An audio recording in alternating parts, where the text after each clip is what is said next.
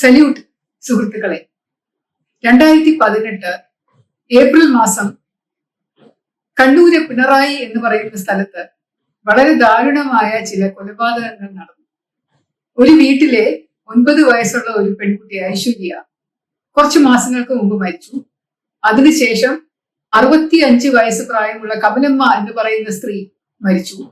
അതിനുശേഷം കുഞ്ഞിക്കണ്ണൻ എന്ന് പറയുന്ന 76 വയസ്സുള്ള ഒരു പുരുഷൻ മരിച്ചു.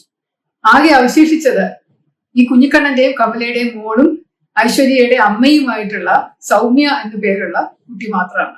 സൗമ്യയും വയറുവേദനയും ഛർദിലും ആയിട്ട് ആശുപത്രിയിൽ അഡ്മിറ്റുമായിരുന്നു. ഇവരെല്ലാവരും ഒരേപോലെയുള്ള രീതിയിലാണ് മരിച്ചത്. ഭയങ്കരമായിട്ട് ഛർദിച്ചു, വളരെ കറുകറുത്ത ഒരു ദ്രാവകം ഛർദിച്ചു, കുഴഞ്ഞു വീണു, ആശുപത്രി കൊണ്ടുപോകും വഴി മരിച്ചുപോയി. അങ്ങനെയൊക്കെയാണ് സംഭവിച്ചത്. ഐശ്വര്യയുടെ മരണം കഴിഞ്ഞപ്പോൾ അതൊരു സ്വാഭാവിക മരണമാണ്. അതിന് പനി ഉണ്ടായിരുന്നു. അതുകൊണ്ട് പോസ്റ്റ്മോർട്ടം ഇല്ലാതെ തന്നെ ബോഡി വിട്ടുകൊടുത്തു.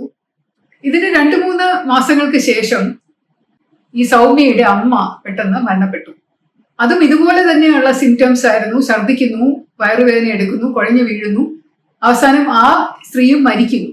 മരിച്ച ശേഷം ചെറുതായിട്ടൊക്കെ ഇങ്ങനെ സംശയം ഉണ്ടായി, അവിടെ എന്തുകൊണ്ടാണ് കിണറിലെ വെള്ളത്തിന്റെ ആണോ? കാരണം ഇടയ്ക്കിടയ്ക്ക് സൗമ്യം പറയുന്നുണ്ട്, സൗമ്യക്ക് ഒരു 30 വയസ്സേ ഉള്ളൂ, അതിന്റെ ഭർത്താവില്ല. അപ്പൊ ആ കുട്ടിയും പറയുന്നുണ്ട്, എനിക്കിങ്ങനെ ഛർദിൽ വരുന്നുണ്ട്, എനിക്കും വയ്യ എന്നൊക്കെയുള്ള മട്ടി പറയുന്നുണ്ട്. പക്ഷെ കിണറിലെ വെള്ളവും അടുത്ത വീട്ടിലെ കിണറുകളിലെ വെള്ളവും ആ സ്ഥലത്തുള്ള വെള്ളവും ഒക്കെ ആളുകൾ വന്ന് പരിശോധിക്കുകയൊക്കെ ചെയ്തതാണ്. 2-3 ആഴ്ചയ്ക്ക് ശേഷം അച്ഛൻ കുഞ്ഞിക്കണ്ണൻ 75-26 വയസ്സുള്ള ഒരു പ്രായമായ ആളാണ്. അയാളും ഇതേ സിംറ്റംസ് കാരണം ഈ ഛർദിലും വയറിളക്കവും വയറിന് അപ്സെറ്റും ഒക്കെ ആയിട്ട് അയാളും കുഴഞ്ഞു വീണ് മരിക്കുകയായിരുന്നു.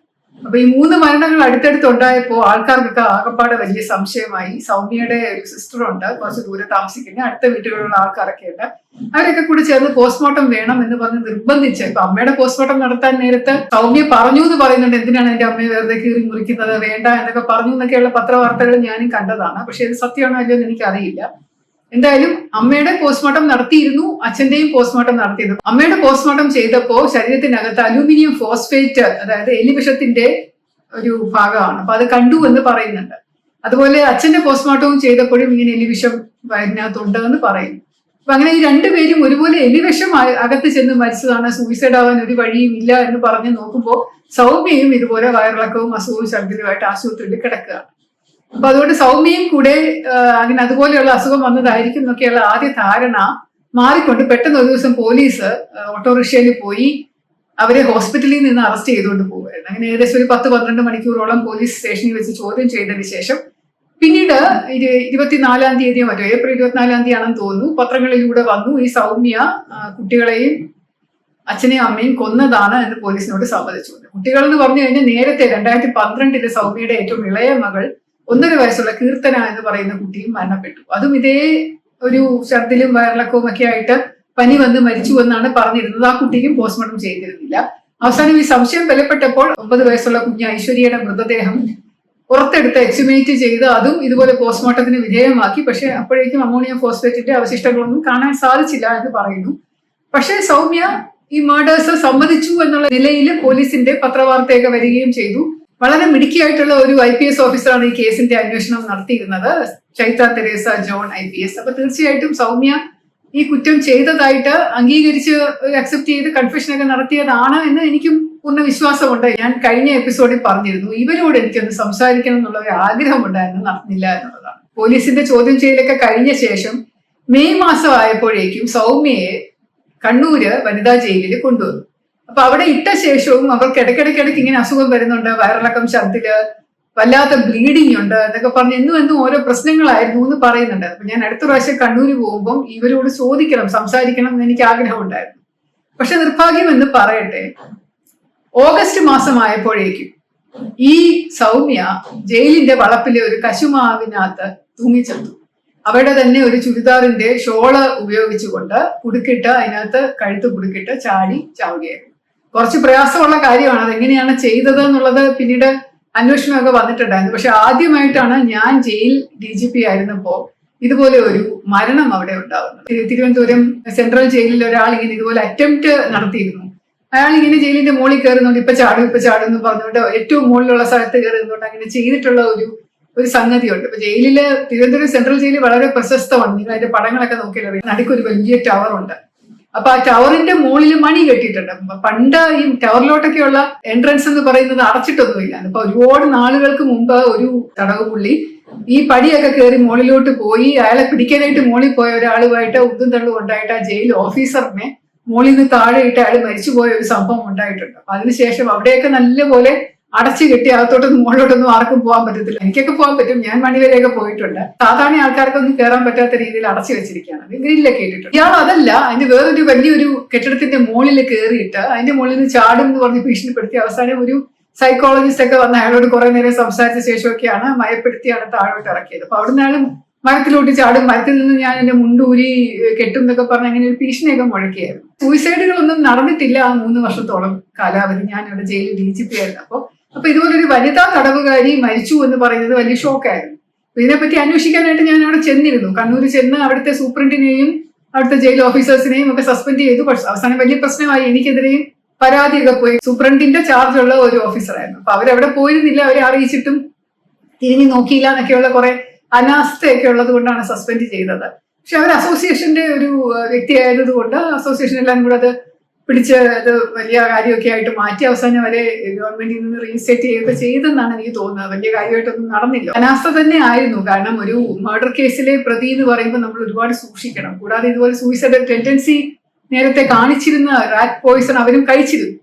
അതുകൊണ്ടാണല്ലോ അവർക്ക് ആശുപത്രി പോവേണ്ടി വന്നത്. അവർ സമ്മതിച്ചു. 12 മണിക്കൂറോളം ചോദ്യം ചെയ്തതിന് അവസാനം അവര് ഞാൻ തന്നെയാണ് എന്റെ കുഞ്ഞിനെയും അമ്മയെയും അച്ഛനെയും ഭക്ഷണത്തില് എലിവിഷം കലത്തി കൊടുത്ത് ഇങ്ങനെ കുറെ നാളായിട്ട് കലക്കി കൊടുത്ത് ഇങ്ങനെ അവര് മരിക്കുകയായിരുന്നു. അവസാനം ഇങ്ങനെ അവര് തന്നെ ചെയ്തതാണെന്നുള്ള മട്ടിലാണ് പോലീസിന്റെ കുറ്റസമ്മത മൊഴി പോലെ അവര് എടുത്തിരിക്കുന്നത്. അതിന്റെ 164 എന്ന് പറയുന്നത് എടുത്തിട്ടില്ല എന്ന് തോന്നുന്നു. അതായത് കോടതിയുടെ മുമ്പിൽ കൊണ്ടുപോയി മജിസ്ട്രേറ്റിന്റെ മുമ്പിൽ ഇതുപോലെ ഒരു സ്റ്റേറ്റ്മെന്റ് എഴുതിപ്പിക്കുന്നത് അത് ചെയ്തിട്ടില്ല എന്നാണ് എന്റെ അറിവ്. ഈ സൗമ്യ ആദ്യം മുതൽ തന്നെ പറഞ്ഞുകൊണ്ടിരുന്നു ഞാൻ ചെയ്തതല്ല, എനിക്ക് ഇതിനകത്ത് പങ്കില്ല, ഇതിനകത്ത് വേറൊരാൾക്കും കൂടെ പങ്കുണ്ട് എന്നൊക്കെ പറഞ്ഞു. പിന്നെ 2-3 പത്രങ്ങളിൽ നമ്മൾ കണ്ട വാർത്ത എന്ന് പറയുന്നത് അവർക്ക് കുറച്ച് ലൈംഗിക ആസക്തി കൂടുതലായിരുന്നു. പല പുരുഷന്മാരുമായിട്ട് അവര് രാത്രിയിൽ ശയിക്കാറുണ്ടായിരുന്നു. പലരെയും വീട്ടിൽ അസമയത്തൊക്കെ വിളിച്ച് കയറ്റാറുണ്ടായിരുന്നു. അപ്പൊ അങ്ങനെ അവളുടെ മകള് ഇതുപോലെ 2 പുരുഷന്മാരെ രാത്രി സമയം കണ്ടപ്പോ കരഞ്ഞപ്പോ അതിന്റെ വൈരാഗ്യത്തിലാണ് മോളെ കൊന്നത്. അതിനുശേഷം ആണുങ്ങളുമായിട്ട് വളരെ ഫ്രീ ആയിട്ട് നടക്കാൻ വേണ്ടിയിട്ട് വിഘ്നമായിരുന്ന അമ്മയും അച്ഛനെയും കൊന്നു എന്നൊക്കെയുള്ള മട്ടിലാണ് കഥകൾ കണ്ടത്. അപ്പൊ അതൊക്കെ എനിക്ക് വളരെ വിചിത്രമായിട്ട് എനിക്ക് തോന്നി. ഇങ്ങനെ ഒരു സ്ത്രീ ഉണ്ടോ? ഇവരുടെ ഭർത്താവിനെ ആരാണ് ഈ കുഞ്ഞുങ്ങളുടെ അച്ഛൻ എന്ന് അന്വേഷിക്കണമല്ലോ എന്ന് പറഞ്ഞ് ഞാൻ അതിനെക്കുറിച്ച് അന്വേഷിച്ചിരുന്നു. അപ്പൊ മനസ്സിലായത് ഇവര് കശുവണ്ടി തൊഴിലാളിയാണ്. ഈ സൗമ്യയുടെ ഭർത്താവ് രാജു എന്ന് പറയുന്ന ആളും അവര് നിയമപരമായിട്ട് കല്യാണം കഴിച്ചിട്ടില്ല എന്നൊക്കെ പറയുന്നുണ്ട്. എന്തായാലും അവര് കശുവണ്ടി ഫാക്ടറിയില് കശുവണ്ടി തൊഴിലാളികളായിരുന്നു. അപ്പൊ അങ്ങനെ ഇഷ്ടപ്പെട്ടതാണ്. സൗമ്യ അവസാനം ഈ രാജുവിന്റെ കൂടെ ജീവിക്കാൻ തുടങ്ങിയിട്ടുണ്ടായതാണ് ആദ്യത്തെ കുഞ്ഞ് ഐശ്വര്യ. അപ്പൊ അവർക്ക് പോകാൻ വേറെ സ്ഥലമില്ലാത്തത് കൊണ്ട് സ്വന്തം അച്ഛന്റെ അമ്മയുടെ തറവാട്ടി വീട്ടിൽ തന്നെയാണ് താമസിക്കുന്നത് പിണറായില്. അതിനുശേഷം രണ്ടാമതും ഒരു കുഞ്ഞുണ്ടായി കഴിഞ്ഞപ്പോൾ രാജുവിന് സംശയമായി, ഇതെന്റെ കുഞ്ഞല്ല, വേറെ ആടെയോ ആണ്, നിനക്ക് എങ്ങനെ രണ്ടാമതും ഉണ്ടായിരുന്നു. അങ്ങനെ ഒരു പ്രശ്നത്തിലാണ് രാജു ഇവരെ ഉപേക്ഷിച്ചിട്ട് പോയത്. രണ്ടാമത്തെ കുഞ്ഞ് അതിനുശേഷം കുറച്ച് നാളുകൾക്ക് ശേഷമാണ് അതിന് അസുഖം വന്ന് മരിച്ചു പോയത്. മൂത്ത കുഞ്ഞ് പക്ഷെ കിങ്ങിണി എന്നുള്ള പേരിലാണ് വിളിച്ചിരുന്നത്. ആ കുട്ടിയെ വലിയ ഇഷ്ടമായിരുന്നു സൗമ്യയ്ക്ക് എന്നാണ് പറയുന്നത്. വളരെ സ്നേഹമായിരുന്നു എന്നാണ് പറയുന്നത്. അപ്പം അച്ഛനെയും അമ്മയും ഈ മൂത്ത കുഞ്ഞിനെയും കൊന്നു കളയാൻ തക്കവണ്ണമുള്ള ഒരു ലൈംഗികാസക്തി വ്യക്തിക്ക് നിരക്കാത്തതാണ്. അപ്പൊ അതുകൊണ്ടാണ് എനിക്ക് അവരെ കണ്ട് ചോദ്യം ചെയ്യണം എന്നുള്ള ഒരു ആഗ്രഹം തന്നെ ആദ്യം തോന്നിയത്. പക്ഷെ വിചിത്രം എന്ന് പറയട്ടെ, ഇവര് മരിക്കുന്നതിന് മുമ്പായിട്ട് ഇവരൊരു ഡയറി എഴുതുമായിരുന്നു. അപ്പൊ ഇവര് ഡയറിയിൽ എഴുതി വെച്ചിട്ടുണ്ടായിരുന്നു കുഞ്ഞിനെ അഡ്രസ് ചെയ്തത്. അതായത് എന്റെ കിങ്ങിണി എന്ന് പറഞ്ഞാണ് മോൾക്ക് ഐശ്വര്യക്ക് കത്ത് എഴുതുന്നത് പോലെയാണ് എഴുതി വെച്ചിരുന്നത്. അതൊരു ആത്മഹത്യാ കുറിപ്പായിട്ട് പോലീസ് പിന്നീട് എടുത്ത് ആ സ്ത്രീ ആത്മഹത്യ ചെയ്തതാണ് എന്നുള്ള നിഗമനത്തിലെത്തി. ആ പഴയ കേസുകളും എല്ലാം അതിനോടൊപ്പം പോകുമല്ലോ. ഇപ്പൊ എല്ലാവരും കൊന്ന കേസ് ഒരു പ്രതിയേ ഉള്ളൂ എന്നുണ്ടെങ്കിൽ ആ കേസ് നിലനിൽക്കില്ലല്ലോ. ചാർജ് അബേറ്റിംഗ് എന്ന് പറയും. അപ്പൊ അബേറ്റ്മെന്റ് ഓഫ് ചാർജസ് എഴുതി കോടതി കൊടുത്തു കഴിഞ്ഞാല് ഈ 3 മരണങ്ങൾ അല്ലെങ്കിൽ 4 മരണങ്ങളും അതിന്റെ ഉത്തരവാദി ആരാണോ അത് ഇല്ലാതാവുകയാണ്. മോൾക്ക് എഴുതിയ ഡയറി കുറിപ്പിനകത്ത് ഇവർ എഴുതിയിട്ടുണ്ടായിരുന്നു, എന്റെ കിങ്ങിണി അമ്മ ഇതിനകത്ത് തികച്ചും നിരപരാധിയാണ്, മോൾക്ക് അമ്മയെ വിശ്വാസമില്ല, അമ്മ ഒരിക്കലും അത് ചെയ്യില്ല എന്ന് മോൾക്ക് അറിയില്ലേ, ഒരു കാരണവശാലും അമ്മയല്ല അതിന് ഉത്തരവാദി, അവനെ എനിക്ക് ആളുകളുടെ മുമ്പിൽ തുറന്ന് കാട്ടണം എന്ന് പറഞ്ഞ് അവൻ എന്ന് പറഞ്ഞ ഏതോ ഒരു വ്യക്തിയെ പറ്റി എഴുതുന്നുണ്ട്. പക്ഷെ അയാളുടെ പേര് പറയുന്നില്ല. അതിനകത്ത് ഞാൻ മരിക്കാൻ പോണു എന്നൊന്നും പറഞ്ഞിട്ടില്ല. പക്ഷെ മോൾക്കെങ്കിലും മനസ്സിലാവണം അമ്മ അതൊരിക്കലും മോളുടെ അടുത്തോ മോളുടെ അപ്പൂപ്പന്റെ അടുത്തോ അമ്മയുടെ അടുത്തോ ചെയ്തിട്ടില്ല എന്നുള്ള മട്ടിലാണ് എഴുതിയിരിക്കുന്നത്. അമ്മ അതിനകത്ത് തികച്ചും നിരപരാധിയാണ് എന്നുള്ള മട്ടിൽ. പോലീസ് സീസ് ചെയ്തുകൊണ്ട് പോയി കേസാവുകയൊക്കെ ചെയ്തു. അവസാനം സൂയിസൈഡ് എന്നുള്ള ഇതിലെ കാര്യത്തിൽ അതങ്ങ് പറഞ്ഞു. പക്ഷെ ഇതിനകത്ത് വേറൊരു കഥ അന്നേരം ഉയർന്നു കേട്ടത്, സൗമ്യയ്ക്ക് ഒരു വ്യക്തിയുമായിട്ട് ബന്ധമുണ്ടായിരുന്നു. ആ വ്യക്തി നിരന്തരം സൗമ്യയോട് പറഞ്ഞുകൊണ്ടിരുന്നു അത്രേ, നീ ഇവരെ ഇല്ലാതാക്കുക എന്ന് പറഞ്ഞു. ആ വ്യക്തിയാണ് അത്ര ഇവന്റെ അടുത്ത്, നിന്റെ കുടുംബം നിന്റെ സുഖജീവിതത്തിന് തടസ്സമാണ്, നമ്മൾ തമ്മിലുള്ള കല്യാണത്തിന് അവരൊരിക്കലും സമ്മതിക്കില്ല, അതുകൊണ്ട് നീ അവരെ ഇല്ലാതാക്കുക എന്ന് പറഞ്ഞിട്ട് അയാളാണ് ഈ എലിവിഷം ഇവൾക്ക് വാങ്ങി കൊടുത്തിരുന്നതെന്നും അയാളുടെ നിർദ്ദേശപ്രകാരമാണ് ഇവൾ എലിവിഷം ഭക്ഷണത്തിൽ കലക്കി ഈ അച്ഛനും അമ്മയ്ക്കും മോൾക്കും കൊടുത്തത് എന്നുള്ള ഒരു രീതിയിൽ ഉള്ള കഥ പത്രങ്ങളിലൂടെ വായിച്ചിട്ടുണ്ടായിരുന്നു. പക്ഷെ ഇയാളെ പറ്റി പോലീസ് അന്വേഷിക്കുമ്പോഴൊക്കെ ഇയാള് ആരാണെന്നോ വ്യക്തമായിട്ടൊരു ഐഡിയ ഇല്ലാത്ത പോലെയൊക്കെയാണ് പറയുന്നത്. അവസാനം പിന്നെ മനസ്സിലായി ഇയാൾ ഒരു പാർട്ടി പ്രവർത്തകനാണ്, CPM-ന്റെ തന്നെ ഒരു പ്രവർത്തകനാണ്. അയാൾ വലിയ ഒരു രീതിയിൽ പാർട്ടി പ്രവർത്തനം നടത്തുന്നത് കൊണ്ടാണ് ഇയാളെ അറസ്റ്റ് ചെയ്യാത്തതെന്നുള്ള മട്ടിലുള്ള ചില കഥകളും ഉണ്ടായിരുന്നു.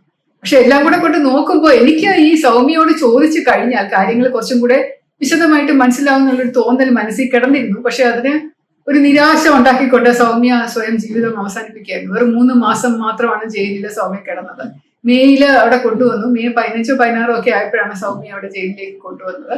അതിനുശേഷം ജൂൺ, ജൂലൈ, ഓഗസ്റ്റ് മാസം ആയപ്പോഴേക്കും അവസാനം 24, 23 ഒക്കെ ആയപ്പോഴേക്കും അവര് ആത്മഹത്യ ചെയ്യുകയായിരുന്നു. സൗമ്യ കാണാനായി ആൾക്കാർ കുറെ പേര് അവിടെ വരുമായിരുന്നു. അപ്പൊ ആര് വരാൻ, ഇവരുടെ വീട്ടുകാരെന്ന് പറയുന്നത് ആരും ഇല്ലല്ലോ, എല്ലാരെയും കൊന്നു. പിന്നെ ഒരു സഹോദരി മറ്റോ ഉള്ളത് അവർക്ക് ഒട്ടും താല്പര്യമില്ല ഇവരെ കാണുന്നതിന്, കാരണം അവർ കൊന്നു എന്നുള്ള കാര്യത്തിൽ ഉറച്ച് വിശ്വസിച്ചിരിക്കുന്ന ഒരു സ്ത്രീയാണ് അവരുടെ സഹോദരി. സൗമ്യയെ കാണാനായിട്ട് ഒരിക്കലും ആ ചേച്ചിയോ അനിയത്തിയോ ആരെന്ന് വെച്ചാൽ അവർ വന്നിട്ടില്ല. പിന്നെ വന്നിരുന്നത് 2-3 ആണുങ്ങൾ വന്നിട്ടുണ്ടായിരുന്നു എന്നുള്ള മട്ടില് പറഞ്ഞു. പക്ഷെ അതും റെക്കോർഡുകളിനകത്ത് ക്ലിയർ ആയിട്ട് എഴുതിയിട്ടുണ്ടായിരുന്നില്ല. അപ്പൊ ഇതിൽ ഏതെങ്കിലും ഒരു വ്യക്തി വന്ന് ഭീഷണിപ്പെടുത്തിയതിന്റെ പേരിൽ ഇവര് തൂങ്ങി മരിച്ചതാണോ, അതോ ഇവർക്കൊരു സൂയിസൈഡൽ ടെൻഡൻസി ഉണ്ടായിരുന്നോ എന്നറിയില്ല. കാരണം ഈ സൂയിസൈഡൽ ടെൻഡൻസി ഉള്ളവരാണല്ലോ ആളുകളെ എല്ലാവരെയും കൊന്നിട്ട് സ്വയം മരിക്കുക എന്നൊക്കെയുള്ള ഒരു ചിന്ത എപ്പോഴും മനസ്സിൽ കിടക്കും. ജീവിതമേ മടുത്തു പോകുന്ന കുറെ ആൾക്കാരുണ്ടാവും. സൂയിസൈഡൽ ടെൻഡൻസി നല്ലപോലെ ഉണ്ടാവും. ഇപ്പൊ ഇവരെ ഇട്ടിട്ട് പോകുന്നതിനുള്ള വിരോധം കൊണ്ട് അല്ലെങ്കിൽ അതിന്റെ ബുദ്ധിമുട്ട് കാരണം, ഞാനാണല്ലോ അമ്മയും അച്ഛനെയും മോളെയും നോക്കുന്നത്. അപ്പൊ ഞാൻ മരിച്ചു കഴിഞ്ഞാൽ അവരെങ്ങനെ ജീവിക്കും? അമ്മയ്ക്ക് വയ്യ, അച്ഛന് പ്രായമായി, മോള് കൊച്ചുകുട്ടിയല്ലേ, അതുകൊണ്ട് അവരെയും കൂടെ കൊന്നിട്ട് ഞാൻ മരിക്കാം എന്നുള്ള ഒരു ചിന്തയിൽ ചെയ്തതാണോ എന്നും എനിക്കറിയില്ല. സൂയിസൈഡൽ ടെൻഡൻസിയുടെ ഒരു ബാക്കി പത്രമായിട്ട് ജയിലിൽ വെച്ച് അവര് സൂയിസൈഡ് ചെയ്തതാണോ എന്നും അറിയില്ല. എന്തായാലും ലീഗൽ സർവീസ് അതോറിറ്റിയുടെ ആൾക്കാരൊക്കെ പോയി അവരോട് സംസാരിച്ചിരുന്നു എന്നും അവരോടും ഈ കുട്ടി പറഞ്ഞു, ഞാനല്ല ഇതൊക്കെ ചെയ്തത്, എന്നെ പ്രേരിപ്പിച്ച് ചെയ്യിച്ചതാണ്, ഞാനിത് വിശദമായിട്ട് പിന്നീട് പറയാമെന്നൊക്കെ പറഞ്ഞു എന്നൊക്കെയുള്ള കാര്യങ്ങളും പിന്നീട് വെളിവായിട്ടുണ്ട്. പക്ഷെ എന്തായാലും നിർഭാഗ്യമായി പോയി ഈ 4 മരണങ്ങളും പിന്നീട് ഒരു സൂയിസൈഡും. അതിന്റെ റീസൺ, ശരിക്കുള്ള കാരണം എന്താണ് എന്ന് എനിക്ക് മനസ്സിലാവാതെ പോയതും പൊതുജനം അറിയാതെ പോയതും പത്രത്തിലൂടെ കാണുന്ന വാർത്ത അത് അതുപോലെ അംഗീകരിച്ച് നമ്മൾ തൃപ്തരായിട്ട് ഇരിക്കേണ്ടി വരിക എന്ന് പറയുന്ന ഒരവസ്ഥയും തികച്ചും ഒരു ഖേദകരമായിട്ട് തോന്നിയത് കൊണ്ടാണ് ഈ ഒരു കഥയും കൂടെ ഞാൻ നിങ്ങളോട് പറയാമെന്ന് കഴിഞ്ഞ എപ്പിസോഡിൽ ഞാൻ പറഞ്ഞത്. അതോടൊപ്പം തന്നെ എനിക്ക് മറ്റൊരു സംഭവം കൂടെ ഓർമ്മ വരുന്നത്, തിരുവനന്തപുരത്ത് ഒരു തുറന്ന ജയിലുണ്ട്, വനിതകളുടെ തുറന്ന ജയിൽ. മറ്റേ നെട്ടുകാൽത്തേരിയിലുള്ള തുറന്ന ജയിൽ പുരുഷന്മാരെ ഇടുന്ന തുറന്ന ജയിലാണ്. ചീമേനി, കാസർഗോഡ് ഒരു തുറന്ന ജയിലുള്ളത് വീണ്ടും പുരുഷന്മാരെ ഇടുന്നതാണ്. സ്ത്രീകൾക്ക് വേണ്ടി ഒരൊറ്റ തുറന്ന ജയിലേ ഉള്ളൂ. അത് തിരുവനന്തപുരത്ത് പൂജപ്പരയിലെ സെൻട്രൽ ജയിലിന്റെ കോമ്പൗണ്ടിൽ തന്നെയാണ്. ഈ ജയിലിനെ കുറിച്ചും ഞാൻ നേരത്തെ ഉള്ള ഒരു എപ്പിസോഡിൽ ഒന്ന് മെൻഷൻ ചെയ്ത് പോയിട്ടുണ്ട്. പഴയ ഒരു സൂപ്രണ്ടിന്റെ വീടാണ് ഈ തുറന്ന ജയിൽ എന്ന്. വളരെ മനോഹരമായിട്ടുള്ള ഒരു കെട്ടിടമാണ്, തടിയൊക്കെ വെച്ചുണ്ടാക്കിയിട്ടുള്ള. പഴയ ജയിൽ സൂപ്രണ്ടുമാരെന്ന് പറഞ്ഞാൽ ബ്രിട്ടീഷുകാരായിരുന്നല്ലോ. ബ്രിട്ടീഷുകാർ കെട്ടിയ ഒരു കെട്ടിടമാണ്, വളരെ മനോഹരമായിട്ടുള്ള കെട്ടിടമാണ് സൂപ്രണ്ടിന്റെ കെട്ടിടം എന്ന് പറഞ്ഞത്. അപ്പൊ അതിനകത്ത് ഇപ്പം ഒന്നും ചെയ്യാൻ പറ്റാത്തത് കൊണ്ട്, ജയിലിന്റെ അകത്ത് തന്നെ ആയതുകൊണ്ട് അതൊന്നും നന്നാക്കി എടുത്തിട്ട് അതിനകത്താണ് ഈ വനിതകളെ താമസിപ്പിച്ചിരിക്കുന്നത്. 50 പേർക്ക് താമസിക്കാനുള്ള സൗകര്യമുള്ള വലിയ കെട്ടിടമാണെങ്കിൽ പോലും 10 പേർക്ക് താഴെ മാത്രമേ അവിടെ താമസിക്കാനുള്ള ഒരു യോഗ്യത ഉണ്ടായിട്ടുള്ളൂ. കാരണം തുറന്ന ജയിലിലോട്ട് പ്രവേശിപ്പിക്കുന്നതിന് മുമ്പ് ഏകദേശം 10 വർഷമെങ്കിലും മറ്റു ജയിലുകളിൽ കഴിഞ്ഞിരിക്കണം, അവരുടെ സ്വഭാവം നല്ലതായിരിക്കണം, പരോളിൽ പോയിട്ട് റെഗുലറായിട്ട് തിരിച്ചു വരുന്ന ആൾക്കാരായിരിക്കണം, എന്നാലല്ലേ വിശ്വസിച്ച് നമുക്ക് തുറന്ന ജയിലിൽ ഇടാൻ പറ്റുള്ളൂ. അവിടെ അടച്ചുപൂട്ടലും ഒന്നും ഇല്ലല്ലോ, വെറുതെ തുറന്നിട്ടിരിക്കുകയാണ്. തിരുവനന്തപുരത്ത് വീടുകളുള്ള ആൾക്കാർക്ക് മാത്രമാണ് താല്പര്യമുള്ളത്. ഇപ്പൊ കണ്ണൂരും തൃശ്ശൂരും ഒക്കെ ഇങ്ങനെ ഇതുപോലെ 10 വർഷം കഴിഞ്ഞ് കിടക്കുന്നവർക്കും തുറന്ന ജയിലിലോട്ട് പോകാൻ താല്പര്യം കാണിക്കാറില്ല. കാരണം ഒരുപാട് ദൂരെയാണല്ലോ, അവരുടെ വീട്ടിൽ നിന്ന് വീട്ടുകാരിൽ നിന്ന് ഒരുപാട് ദൂരെ ആയതുകൊണ്ട് അവർ അവിടോട്ട് പോവില്ല. അവർക്ക് അവിടെ തന്നെ കിടന്നാൽ മതി എന്ന് പറയും. തിരുവനന്തപുരത്ത് ജയിലിൽ കിടക്കുന്ന ആൾക്കാർ മാത്രമാണ് 10 വർഷം കഴിഞ്ഞവരിലുള്ള ആൾക്കാരെന്ന് പറഞ്ഞ് അങ്ങനെ പോകുന്നത്. ഏകദേശം 7-8 പേര് മാത്രമാണ് എപ്പോഴും ഉണ്ടാകുന്നത്. പക്ഷെ അവിടെ ഒരുപാട് നല്ല പ്രവൃത്തികൾ അവർ ചെയ്യും. കോഴിയെ വളർത്തുമായിരുന്നു, മുട്ടക്കോഴികളെ, മുട്ട വിൽക്കും, മഷ്റൂംസ്, കൂൺ കൃഷി ചെയ്യുമായിരുന്നു. പിന്നെ ഒരുപാട് സ്ഥലമുള്ളത് കൊണ്ട് നിറയെ ചീര തോട്ടം, പച്ചക്കറി തോട്ടം, അതുപോലെ ഒരുപാട് കാര്യങ്ങൾ കൃഷി ചെയ്യും. പിന്നെ നല്ലപോലെ പാചകം ചെയ്യും, ഉപ്പേരി ഉണ്ടാക്കും, ചിപ്സ് ഉണ്ടാക്കും, പപ്പടം ഉണ്ടാക്കും. ഇതൊക്കെ നമ്മുടെ കഫറ്റേറിയയിലൂടെ വിറ്റഴിച്ച് അങ്ങനെ നല്ല വരുമാനം. ഈ 7-8 പേര് ചേർന്ന് വളരെ നല്ല രീതിയിൽ ഒരുപാട് വരുമാനം ജയിലിന് വേണ്ടി ഉണ്ടാക്കുന്ന ആൾക്കാരാണ്. ഇതിൽ രണ്ടുപേര് ഞാൻ പണ്ട് അന്വേഷിച്ച പത്തനംതിട്ട SP ആയിരുന്നപ്പോൾ അന്വേഷിച്ച കേസിലെ പ്രതികളാണ്. ആ കേസിനെ പറ്റി ഞാൻ പറഞ്ഞിട്ടുണ്ട്, ലിങ്ക് ഞാൻ ഇട്ടിട്ടുണ്ട് മോളില്, കണ്ടു നോക്കൂ. അതിനകത്തുള്ള ഭാര്യയും ആയുർവേദ ഡോക്ടറുടെ ഭാര്യയും നേഴ്സ് എന്ന് പറഞ്ഞാൽ കാമുകിയും ആണ്. സുകുമാരിയാണ് ഭാര്യ, സീന എന്ന് പറയുന്ന സ്ത്രീയാണ് നേഴ്സ്. ആ ഭാര്യയും കാമുകിയും വളരെ സൗഹൃദത്തോടു കൂടി ഇപ്പൊ തുറന്ന ജയിലിൽ കഴിയുകയാണ്. വളരെ സൗഹൃദം, വളരെ ഇഷ്ടമാണ് അവർ തമ്മില്. അപ്പൊ അവർക്ക് ഈ പഴയ കാര്യങ്ങളൊന്നും ഓർമ്മയില്ല. സീനയ്ക്കൊരു മോനുണ്ട്. ഈ ആയുർവേദ ഡോക്ടറിന് അയാളിൽ തന്നെ ഒരു ഗർഭിണിയായിരുന്നു ഞാൻ അറസ്റ്റ് ചെയ്യുമ്പോൾ. ഒരു മോനുണ്ട്. അത് പള്ളിയിലൊക്കെ നിന്നാണ് വളരുന്നത്. ഞാൻ അവരോട് ചോദിക്കും, ഇപ്പോഴും സുകുമാരിക്ക് പഴയ ഭക്തി ഉണ്ടോ? ഇപ്പൊ നിങ്ങൾ എങ്ങനെയാണ് ഇത് ഇത്രയും സൗഹൃദത്തോടു കൂടി താമസിക്കുന്നതൊക്കെ പറയുമ്പോഴൊന്നും അവർക്ക് ഒരു ഭാവ വ്യത്യാസവും ഇല്ല. എന്നെ ഓർമ്മ ഉള്ളതുപോലെ, കാരണം ഈ സീനയൊക്കെ ഞാൻ നല്ല അടിയൊക്കെ കൊടുത്തിട്ടുള്ളതാണ്. പക്ഷെ അത് അതിനെപ്പറ്റി ഒരു വിവരം ഒരു പറയത്തുമില്ല. എന്നെ അറിയാന്നുള്ള മട്ടിൽ അവര് പെരുമാറ്റിയിട്ടുമില്ല, സംസാരിച്ചിട്ടുമില്ല. ഏതോ വേറെ കേസിലെ പ്രതികളെന്നുള്ള മട്ടിലാണ് അവരവിടെ കിടക്കുന്നത്.